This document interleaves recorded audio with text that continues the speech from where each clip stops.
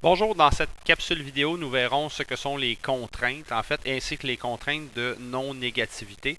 C'est pas quelque chose qui est très compliqué. En fait, en mathématiques, une contrainte, ben, c'est une condition, c'est un peu quelque chose qui nous restreint. Donc, en mathématiques, une contrainte correspond à une condition qu'on impose à une variable, à une lettre. Donc, par exemple, X, on peut lui demander d'être plus grand. Par exemple, sur l'autoroute 20, la vitesse, elle est plus petite. Elle doit être, selon la loi, plus petite que 100 km/h. Donc, voici, notre V est plus petit que 100. Notre V doit aussi être plus grand ou égal à 60 km/h, par exemple.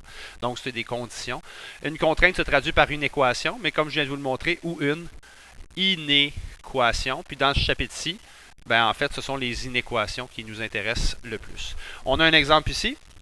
L'exemple, ben, au Québec, l'âge minimal, donc le minimum pour pouvoir conduire une voiture est de 16 ans.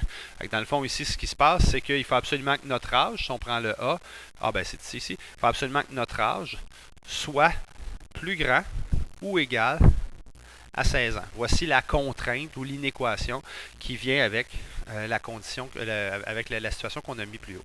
Donc ici, on l'a écrit de plusieurs façons. On connaît maintenant différentes façons de représenter des inéquations. Notre âge, il est évidemment élément de R+, dans le sens que c'est impossible qu'on ait un âge négatif. Donc, il fait partie de n'importe quel nombre à virgule, fraction et tout ça, qui est plus grand ou égal à 16. Ou sur une droite numérique, ben, en fait, c'est 16 et plus, ou en fait en intervalle, ben, de 16 à plus l'infini. Voici les âges possibles pour pouvoir conduire un véhicule. Au niveau de la non-négativité, c'est qu'en fait, il existe des situations où on ne vous l'a pas dit, mais c'est comme évident que les nombres négatifs ne s'appliquent pas ou ne s'utilisent pas. Par exemple, l'exemple qu'on a mis, au zoo, c'est gratuit pour les enfants âgés de moins de 6 ans. Bon, normalement, au sens mathématique, si on prend le sens mathématique, moins de 6 ans, en fait, là, on a pris X, tous les âges, donc les X qui sont plus petits que 6 ans, ce serait de la gratuité.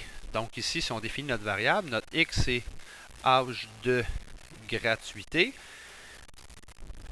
Bien, en fait, ce qui se passe, c'est que tous les X sont plus petits que 6 sont des âges où ce serait gratuit. Mais évidemment, les enfants ne peuvent pas avoir moins 2 ou moins 3 ou moins 12 ans. Là. Donc, à ce moment-là, au niveau logique, dans ce cas-là, c'était sous-entendu. Dans le fond, qu'est-ce qui était sous-entendu? Bien, que le minimum, c'est 0.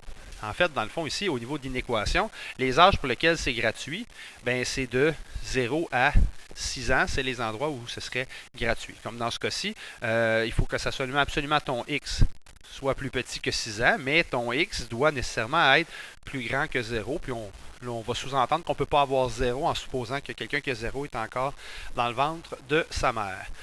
Au niveau de la compréhension, ben, l'âge fait partie des réels positifs, c'est impossible d'être dans les négatifs, tel que ben, notre inéquation, notre X, il est pris entre 0 et 6 ans et exclu dans les deux cas. Sur une droite numérique, ben, on ne peut pas avoir 0, mais on pourrait avoir jusqu'à 6 ans.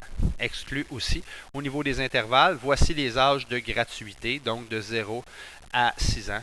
Ce sont les âges pour lesquels c'est gratuit. Donc, au niveau du sens mathématique, le x plus petit que 6, ben, ça ne fonctionne pas au niveau du sens logique. Au sens logique, dans le fond, un enfant peut avoir de 0 à 6, ben, pas de, c'est pas le bon mot, mais va avoir la gratuité de entre 0 et 6 ans.